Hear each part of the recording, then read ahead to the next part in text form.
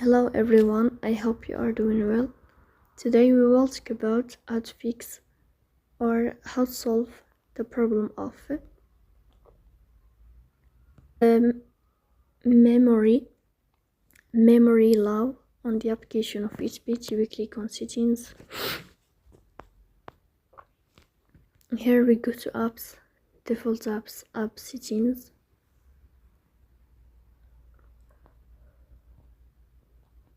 Here we click on Fitbit. Then we click on first stop and we click OK. Here you will enter to storage. Then we click on clear cache. In the end you will turn off your phone and you will wait a moment to restart your phone again to fix that problem. So please don't forget to support